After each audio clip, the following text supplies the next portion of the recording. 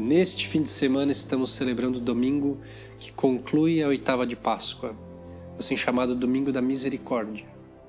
Até o ano 2000, esse domingo era conhecido extraordinariamente como Domenica in Albis, ou seja, o domingo em vestes brancas, porque na antiguidade era um costume batizar as pessoas convertidas à fé cristã na noite da vigília pascal. Nesse momento, os batizados recebiam uma veste branca, simbolizando o novo nascimento, uma nova vida. Esta veste era usada durante 8 dias consecutivos nas celebrações da semana até o domingo seguinte. Elas eram depostas, então, e colocadas diante do altar, como um símbolo da entrega da vida, entrega do novo nascimento, junto do sacrifício de Cristo. Daí vem o nome, Domenica in Albis, porque era o último dia em que se usava as vestes brancas.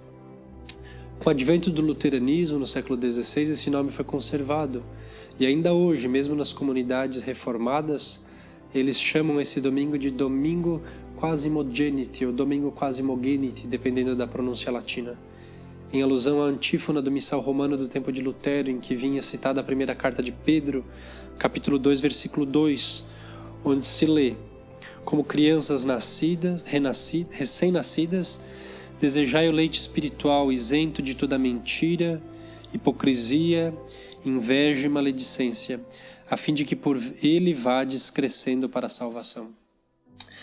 No ano 2000, o Papa João Paulo II, entendendo que o renascimento pascal acontece a partir do encontro com a misericórdia divina, resolveu instituir nesse domingo a festa da Divina Misericórdia e passou a chamá-lo de Domingo da Misericórdia. Muitas pessoas, quando pensam na Páscoa, pensam em chocolate, talvez na praia por causa do feriado prolongado, mas a Páscoa não é isso, não é nada disso. A Páscoa não é mais um feriado entre tantos feriados durante o nosso ano. A Páscoa não é algo meramente exterior. A Páscoa é uma passagem. É a passagem de um povo pelas águas do Mar Vermelho e de todo o sacrifício necessário para alcançar a terra prometida. A Páscoa é a passagem pelo deserto e aridez para a conquista. É a passagem da morte para a vida. Com esse domingo, Domenica in Albis, Domingo da Misericórdia, nós somos convidados a focar em um desses aspectos da passagem, o aspecto do renascimento. Quem faz a passagem da Páscoa, renasce, volta a endossar as vestes brancas da pureza, da inocência. Quem faz a passagem da Páscoa, volta a endossar as vestes da criança.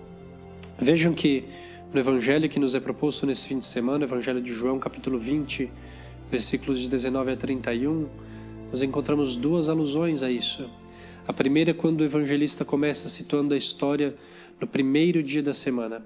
E a segunda, quando Jesus ressuscitado sopra sobre os discípulos o Espírito Santo.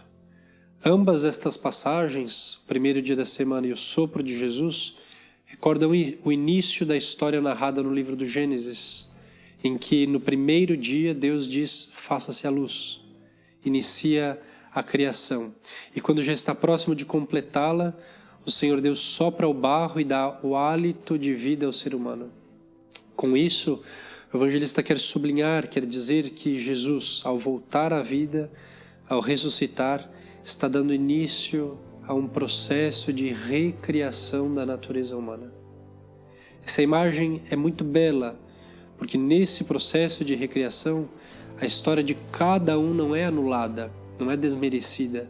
A história de cada pessoa, de cada um de nós, torna-se parte da história sagrada do livro da vida. E é isso que podemos entender quando vemos Jesus ressuscitado, carregando sobre si as chagas da crucificação. Nesse sentido, as chagas simbolizam, além do sofrimento, simbolizam a história de Jesus. Desde o seu nascimento em Belém, sua infância, seus projetos, as vicissitudes pelas quais passou ao longo de seus 33 anos. As chagas são a sua história, que com a ressurreição não é desmerecida, colocada de lado, esquecida, não é anulada. Antes é uma história que torna-se símbolo da vitória sobre a morte e sobre a limitação humana. Nesse contexto, a figura de Tomé aparece como aquele que reluta em aceitar o renascimento. Tomé é o nosso ego, que cresceu ao longo da nossa vida e não consegue aceitar a mudança necessária. Nosso ego que não consegue aceitar a metanoia, a conversão, o retorno. Eu acho muito bela essa passagem do Evangelho porque Tomé inicialmente foge, prefere ficar sozinho diante da frustração pela perda, pela morte do amigo. Por causa disso, por causa dessa frustração, ele perde a oportunidade de encontrar Jesus vivo no meio dos demais discípulos. Tomé precisa fazer um longo percurso, passar por um longo processo interior e voltar para junto dos demais, estar com os outros para poder reconhecer o ressuscitado.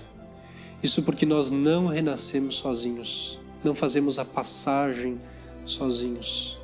Nós precisamos do outro e dos outros, precisamos da comunidade, precisamos da igreja nesse sentido, para poder encontrar o caminho da vida. Por fim, Jesus sopra o Espírito Santo. Notem que a partir desse momento, os responsáveis do anúncio do Evangelho passam a ser os discípulos, passamos a ser todos nós. No momento em que Jesus sopra o Espírito, em que nós fazemos a experiência do renascimento, tornamo-nos os protagonistas do anúncio de que o Messias chegou e o Senhor ressuscitou.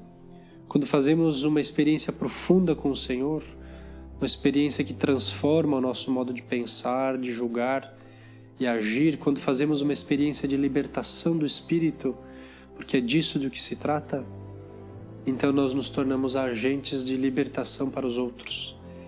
É por isso que Jesus dá à comunidade reunida poder para perdoar os pecados, porque agora é ela, a comunidade, que dá continuidade na história, fisicamente, a sua missão. É a comunidade o local em que nós fazemos a experiência com a misericórdia, a experiência com o ressuscitado.